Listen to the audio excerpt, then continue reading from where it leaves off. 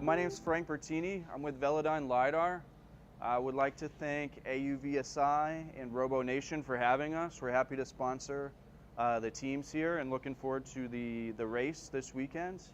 So I guess we'll get started with a little demonstration of the VLP16 3D LIDAR sensor from Velodyne. Is anyone familiar with LIDAR already? A little bit? Okay. So it's similar to radar in that it's an echolocation technique. So what we're doing is we're shooting a laser out, it's hitting the environment and then coming back. So we're measuring how long that takes and then multiplying by the speed of light and gives us a distance measurement. So there's 16 beams inside of the sensor that fan out, sort of like my fingers here, and then they spin a full 360 degrees. So that's how you get the full view here. So we're mapping out just the little entryway here that we're inside of. So you can see myself here, and then as I walk around, you'll see it moving through the image. So the advantage with Velodyne's LIDAR is that it's real time, so you get the data immediately. So this sensor delivers 300,000 points of data per second, and then the range goes out to 100 meters. We have advanced products now that get out to 200 and even 300 meters. So we're talking about seeing more than 3 football fields in the distance. So when you start to talk about highway driving, driving at high speeds, 70, 80 miles per hour, that's how you do it, is you have that range going all the way out, and then you have an increased number of laser sensors inside. So this is the 16 that we're showing today. We have sensors that go all the way up to 128 now. So with that, we'll jump over to the presentation. So what I'm going to do is try to show some of the different applications for LIDAR. I think everyone's familiar of this, or familiar with this being on cars, being on self-driving cars, maybe being on boats as well, but there's a whole plethora of other applications that you can do with this. So you can see our 3 legacy products. These are some of our older products, but the general development has been going this way. So you see smaller form factor, lower cost, but then at the same time more lasers per sensor, more channels in the sensor. All right, so Velodyne is actually a pretty old company, one of the oldest Silicon Valley companies. Got its start selling subwoofers back in the 80s. So the CEO and founder, David Hall, he's still with the company, still has majority ownership, and still leads all of the engineering and R&D.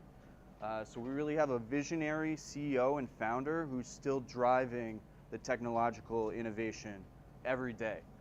So in 2005, 2006, following the DARPA Grand Challenges, he invented the first Velodyne, or the first 3D LIDAR sensor. So this was the first time that LIDAR was used in 3 dimensions. So unlike past LIDAR systems that only had maybe one plane and you could get very limited data sets, he invented this 3D LIDAR with the dream of seeing everything all of the time in full 360 degrees. So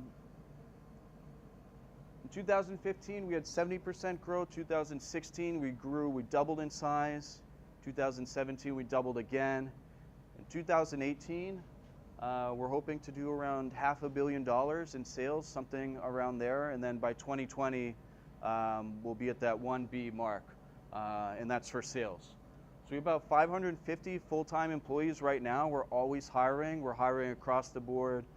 Interns, electrical engineers, mechanical engineers, everything from entry-level positions to more advanced as well. So along on the engineering side, we're also doing a lot on the computer vision, computer engineering side as well. So if you're a coder, if you can pull objects out of the point cloud, we're looking for people like that to join our team.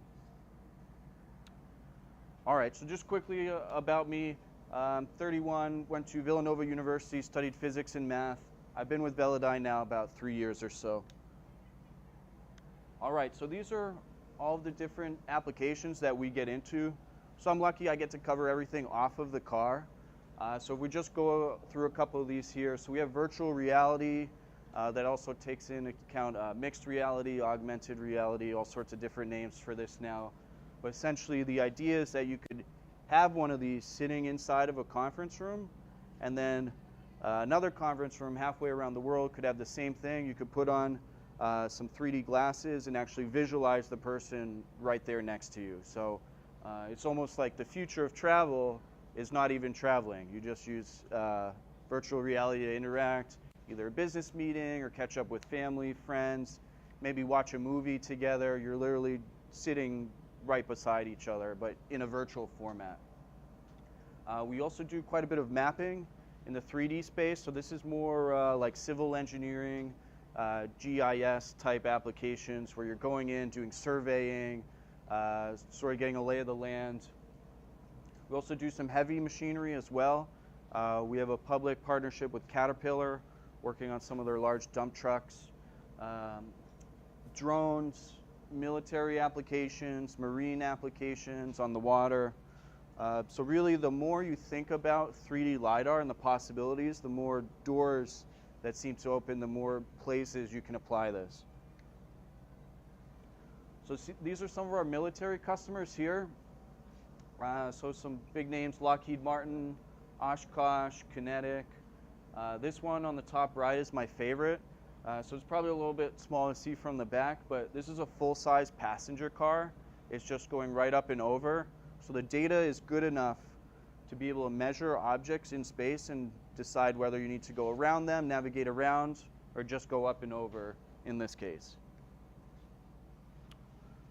So we work with every major automotive manufacturer, every major tech company, every major internet company that's getting into this self-driving car space. If you're not using Velodyne, there's a high chance that you might be behind. So basically everyone that's making a car or thinking about getting into the mobility or new mobility space has Velodyne, is testing with it, and is starting to release some major programs. So in 2015, we released the Puck. So this was the first true small form factor LiDAR. So about 4 inches in diameter, 3 inches tall or so. Released it below the $10,000 price point. So this allowed us to get into new applications. And since then, we've halved the price again on this. So now it's less than $4,000. So with the small form factor, low cost, we're beginning into some new applications like drones, doing some overhead scanning, package delivery, or emergency medicine. So you get bit by a snake or something, and you need to send some antidote out 50 miles into the bush. You would use a drone, potentially with Velodyne on it. So these are all of our drone customers. So every different form factor: fixed wing, octocopters, all sorts of rotorcraft. You can mount the sensor in any different direction. So you can mount it straight on if you're looking for like a forward, heads up, more navigation. Say you need to navigate through a cave and you're mapping the cave. Or you can point it straight down and say you're doing forestry application, you're measuring the height of trees and that sort of thing. You would have it pointed down. So it's really flexible in terms of different ways you can orient it. You can also use multiple sensors as well on one system to get different points of view.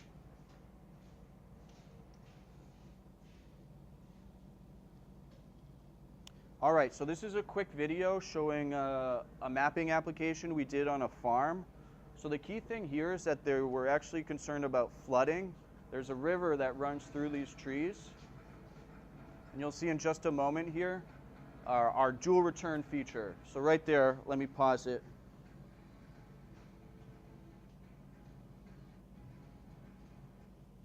All right, so you see that we removed all of the trees and all of the vegetation. So we have a feature on the sensor called dual return. So what that is, the beam of light, the laser beam, extends out. It's not an infinitely small point of light. It actually spreads out pretty large. It's about the size of a softball at 100 meters. So if you imagine this beam of light going out into space, and say we're pointing down and I hit this table, and half of the light hits the table, that goes and returns back to the sensor. That's the first return.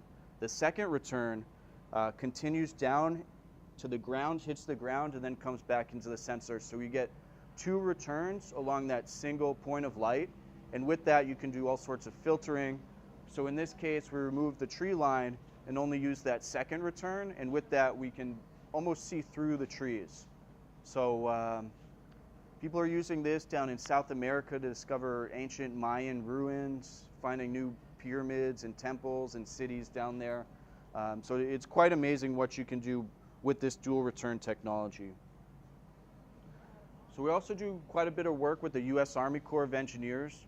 This is getting back into the maritime space. So this picture is Manhattan right after Hurricane Sandy came through. So there was a lot of flooding in New York City, and they wanted to see all the ingress points and where the water was getting in. So what they did is they strapped Velodyne VLP-16 onto the side of the boat. So now it's scanning like this, and they're going this way. So as you scan, you hit each target 16 times with the 16 individual lines scanning. So with that, you can develop a topographic map and see exactly what's going on. So we're looking for that water ingress. So you can see it hitting all this different sorts of crazy geometry. So this structure here has triangles. It's picking all that up perfectly. This application was similar. They were trying to remove these old wood pilings from the port. So maybe from 200 or 300 years ago, they had all these wooden pilings driven in. They wanted to remove those. So what they did is they had on the boat LIDAR for above the water and then sonar from under the water. And they were able to fuse both those data sets together to get a real-time over the water and under the water map of what was going on. And with that, they were able to remove all these pilings and essentially open up the port and make it usable again. So this is more on the defense maritime side. So this is a small unmanned vessel. They call them surface vehicles. Unmanned surface vehicles is a popular term. So LIDAR actually works really well on the water, because when the light hits the open water, it doesn't return. The water absorbs all the light and it doesn't go back to the sensor. So it's perfect for seeing anything that's either on the surface or just below the surface. So you'll see that this specific vehicle has some special geometry and materials that actually allows it to basically be invisible to radar.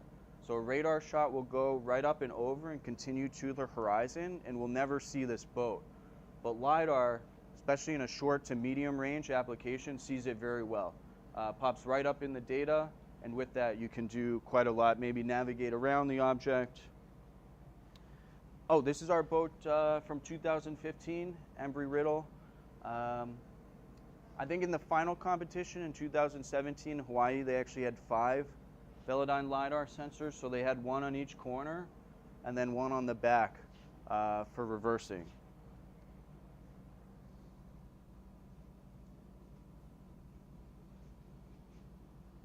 All right, so this is a simulation I was able to get from Eric Coyle at Embry-Riddle, one of the professors over there. So let's break it down. So here we're showing a simulation of the LIDAR returns, and these are what the actual returns look like.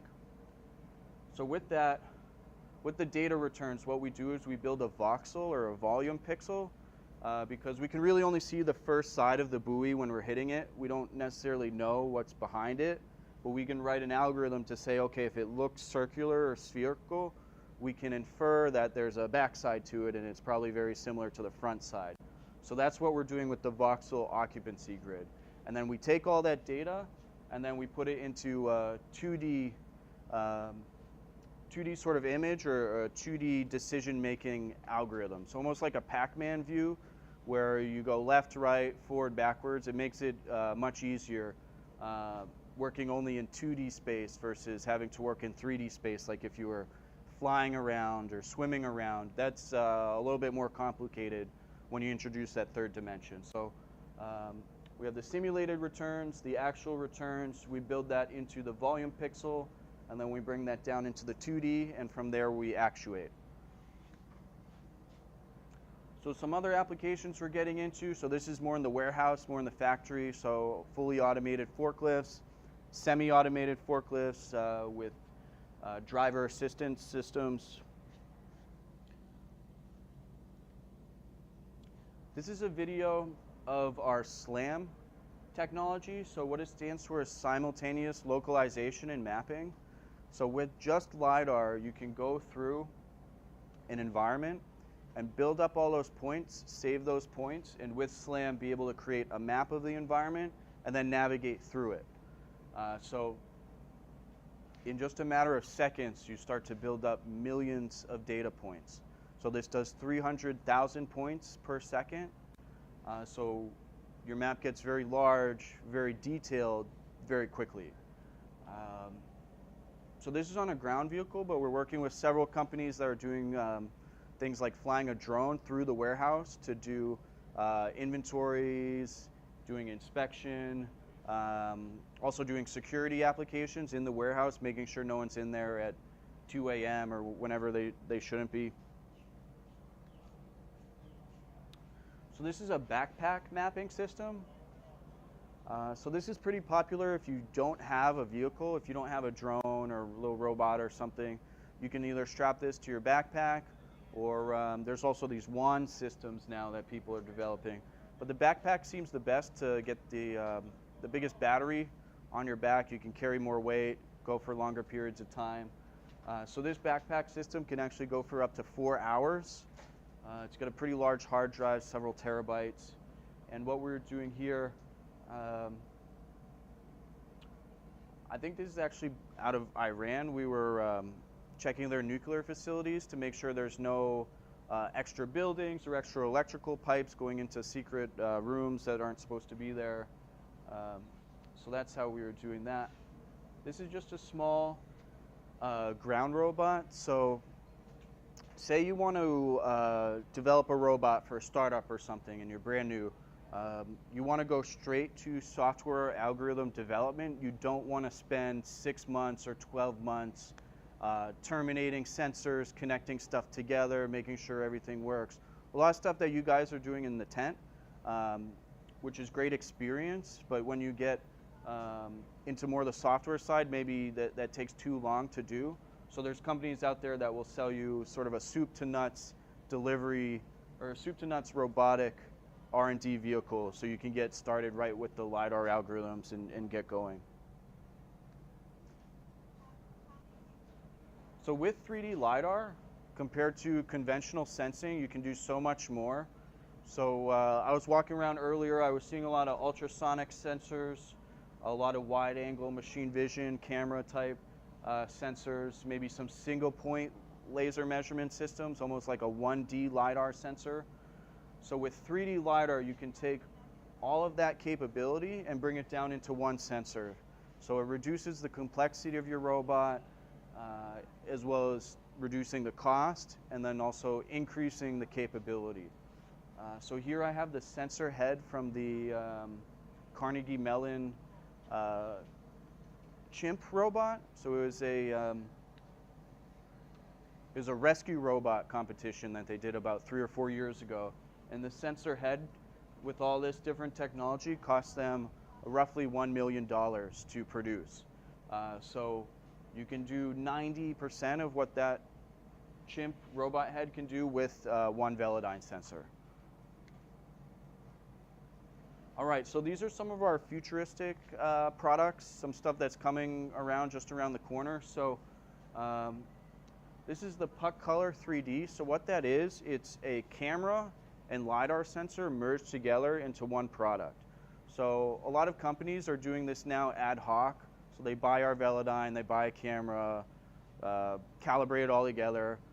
We're actually going to bring that into one product off the shelf. So again, saving you time on that integration and sort of advancing the technology.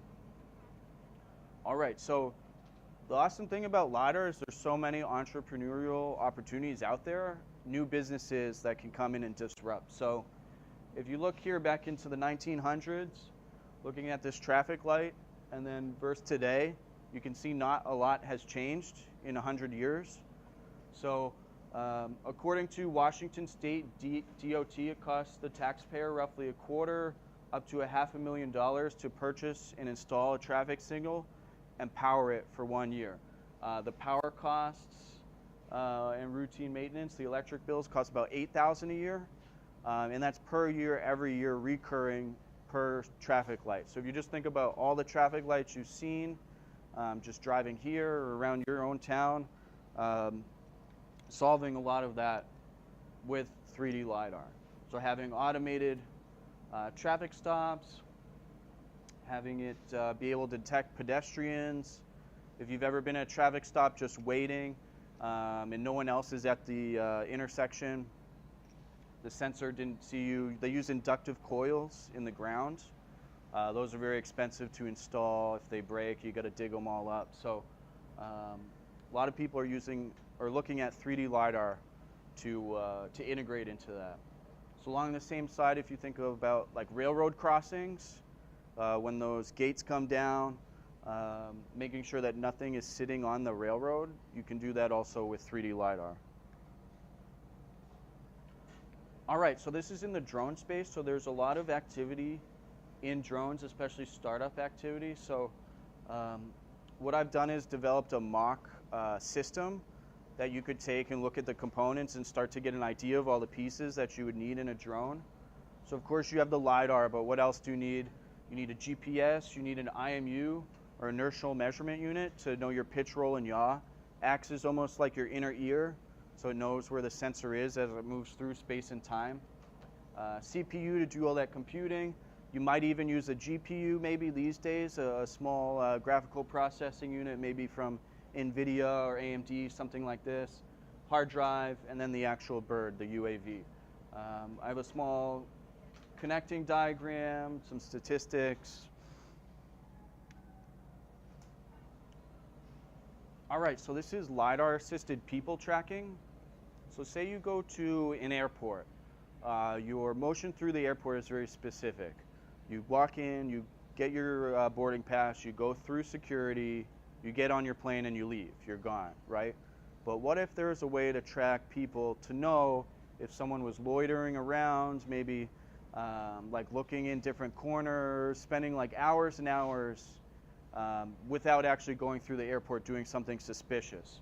So this technology would actually be able to trace your walking pattern and be able to point a PTZ camera, a pan, tilt, zoom security camera, in that direction, and then at that point you could have a security guard go up to that person, ask them questions, hey, you know, what's going on, why are you being so sketchy, that sort of stuff. But all sorts of analytics. If you think about like a theme park, counting the people in the theme park, seeing like the flow of people, where people are going, which rides they're going on. So these are some of our robotics customers. So you may recognize the Spot, ClearPath Robotics up in Canada, NASA Jet Propulsion Laboratory, JPL.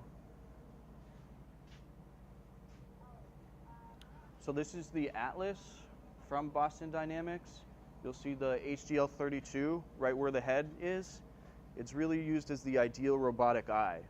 So again, if you go back to 3D LiDAR and what it actually does, it's the ideal robotic eye for virtually any robotic system. This is our Lunar rover in conjunction with NASA Ames research facility. So they're using the HDL32 to do some mapping, some contour mapping, checking out the environment, and then actually navigating through it. This is a power line inspection application. So if any of you guys were flying in, you may have seen that big power line that goes through sort of like the west of Daytona, north to south. It's all cleared out, so you have to clear out the trees and the branches. These grow every year. So you'd be able to fly through with a drone or maybe on the back of an ATV and know exactly where all those points are. And then with the right GIS system, you could actually query the system and say, okay, show me all points that are within 3 feet of the wires. And it would spit out all those data points. You could see the problem areas very quickly. The speed of doing that versus having people manually walk through all of that, visually inspecting it, looking at it, thinking like, hey Joe, what do you think? Does it look like 3 feet or 4 feet? Do we need to cut it down? I don't know. This reduces all of that. You fly through once, you have the data, and then you can fly through several times, like over several years, and actually develop models of how the trees are going to grow and actually do some predictive analytics type stuff as well. All right, this is an automated landing system, so you may have seen some press about like flying cars and personal aerial vehicles. They're using Velodyne on the automated landing system. So being able to go from rooftop to rooftop, maybe you're in Manhattan and you want to go from east side to west side during rush hour, you would hop in a personal aerial vehicle and it would take you there. So there's a lot of major programs. The first one you'll see will be in Dubai in 2020.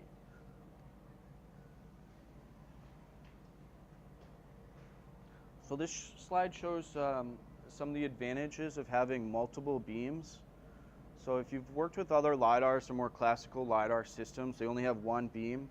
Call that a 2D LIDAR or planar LIDAR. So ours has multiple planes. So this is the 32, it has 32 different beams. So going back to the drone mapping application, say you hit a gust of wind and the whole drone sort of kicks up a little bit, you won't lose any data because you'll still be hitting it with all those other beams. If you just had a 2D LIDAR and it kicked up, by the time you go past and go back down, you're already past that point. Maybe you would have to go back around and rescan it. So there's a major multiple beam advantage. So photogrammetry is a technique that's used using digital images stitched together to sort of create a topographical map of the environment. Had a lot of trouble, especially with trees and sort of more amorphous type objects. So you'll see it sort of turns into a blob. But with LIDAR, you get the individual data points. So you can start to see twigs, branches, trunks of the trees. So we do quite a bit in forestry and land preservation applications. So this is a floodplain in China. These are some specific acronyms for this sort of topographical map. So measuring the tundra, measuring those cracks in the earth. We're doing a project with San Diego State to measure the San Andreas Fault. We'll be doing a press release next week on that, talking about all the different stuff we've been able to find on the San Andreas Fault using LIDAR. All right, so this is the forestry application. So say you are a big lumber company, like Weyerhaeuser, one of these big forest companies that own all this land with all these trees on it. You want to measure the height of the trees. You also want to be able to classify the trees and know whether they're deciduous or coniferous. So most lumber trees are pine, grows the fastest, it's pretty strong. You would want to know how many pine trees are mixed in here versus like maple trees or other stuff, which really isn't used for structural lumber. So with LIDAR and with the right mapping software behind it, you can count the trees, measure the tree height or the crown height, and know which type of tree it is. This is a gas line inspection. So this is up in Alaska, pipelines. So these are built on permafrost, and with global warming, the permafrost is melting. So these pipelines are very heavy, especially when you're pushing oil through it. So when the permafrost melts, it can actually create like dips in the ground. And what we're doing here is we're measuring the height of the pipeline and trying to find any dips. And if we do, maybe that could lead to a crack or a leak eventually or a spill. This is helping us prevent that. Back to the virtual reality. Some of the newer, more forward-thinking housing companies are starting to look at the inside and outside of the house and do a 3D map and then you can go through it. You put on goggles, you can actually walk through the house and know, like, oh, the bathroom's over here, the door opens this way. So they're using virtual reality in real estate.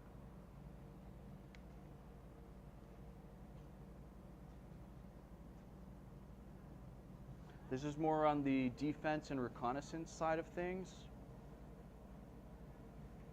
So here we want to know if there is anything inside of these shipping containers, any armaments.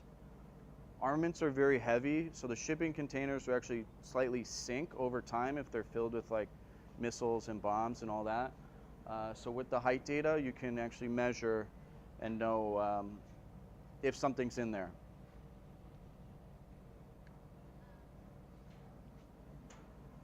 This shot was taken in Malibu, so there the property values are very high, and it's all situated behind this eroding mountain. So one day there's going to be a landslide, and all this material is going to slide and ruin all these multi-million-dollar houses. So they use LIDAR to develop a model and map to predict when that's going to happen. And the first few people who sell their house because of this, it's going to drive down the property value of all the other houses. So this is something that's very keen on the minds of the people that own these houses, having this sort of data. They want to know, if they're on the side of a mountain, if a mudslide's going to come and take out the house. Just going back to the work with U.S. Army Coast of Engineers, U.S. Army Corps of Engineers, also NOAA, the National Oceanographic and Atmospheric Association. Just doing a whole lot of mapping of like ports and harbors and that sort of thing. So you see a lot of people put out like temporary docks and stuff. So ports actually change very often. Riverways change very often. You want to know if you can push a big boat through there. You go in and you map it first with LIDAR.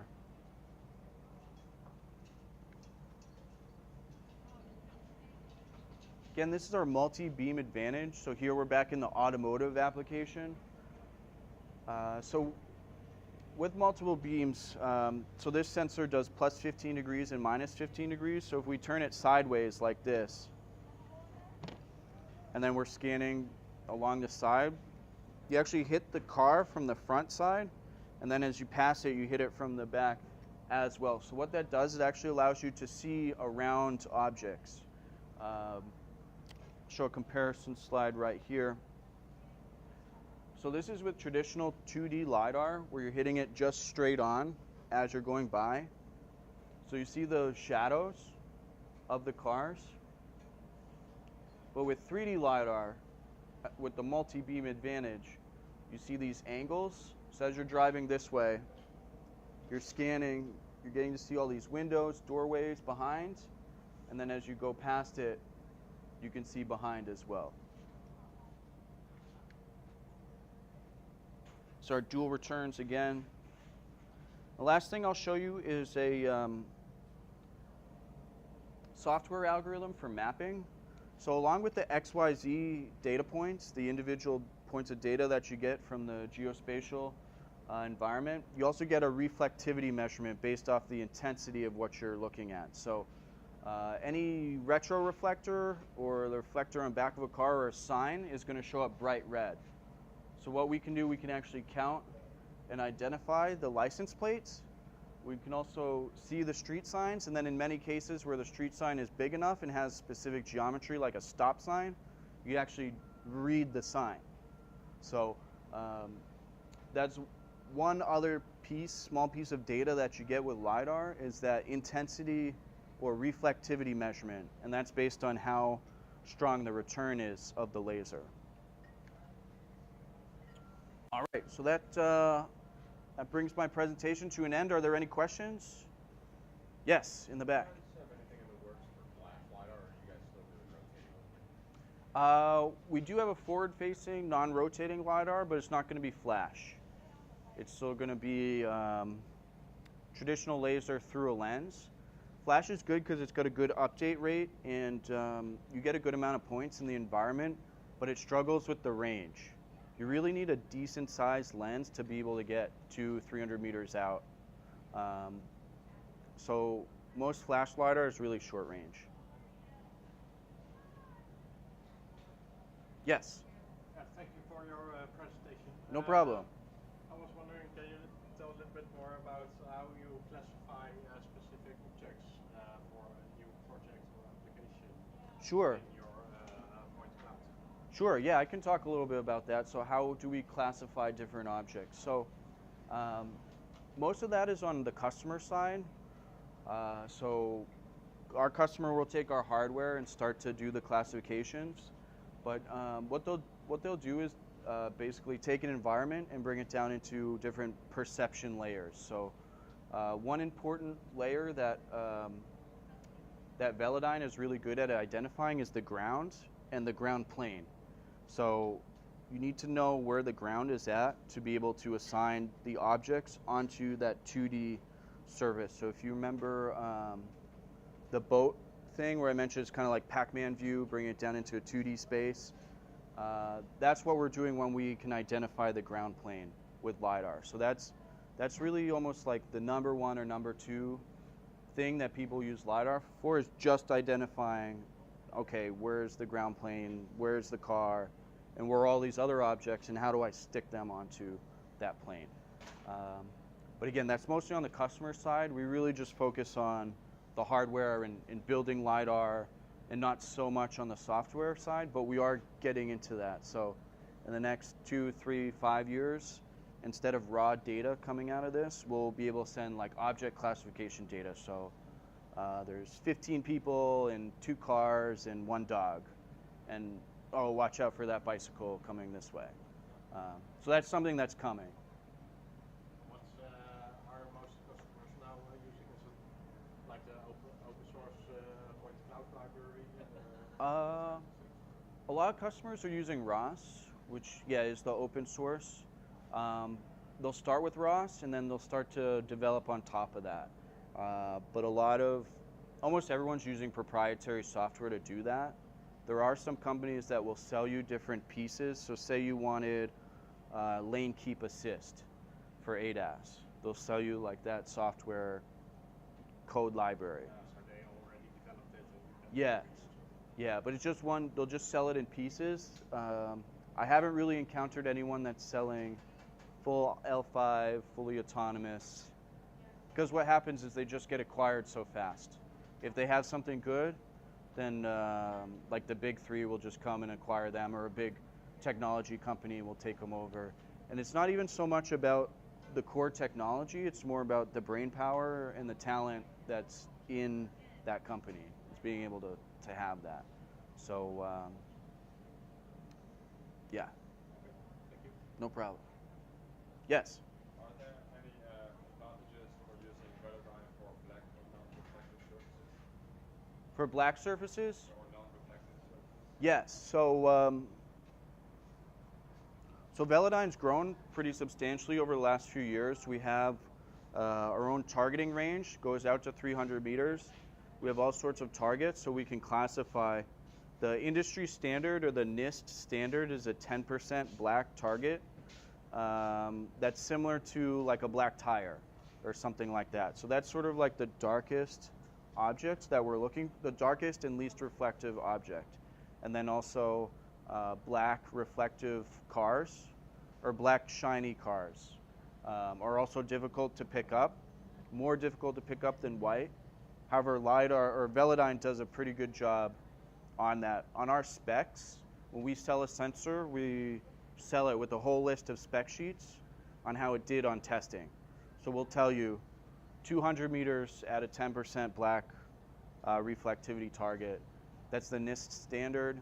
We're also working with ASTM, NIST, and a couple other these governing bodies to develop tests for LiDAR specifically. So the whole industry is really sort of growing up or evolving and advancing, and a lot of that is around these standardized tests. So that's something to look for if you are purchasing LiDAR. You want to see if you can get a test certificate on how your sensor actually performs when it was calibrated and built.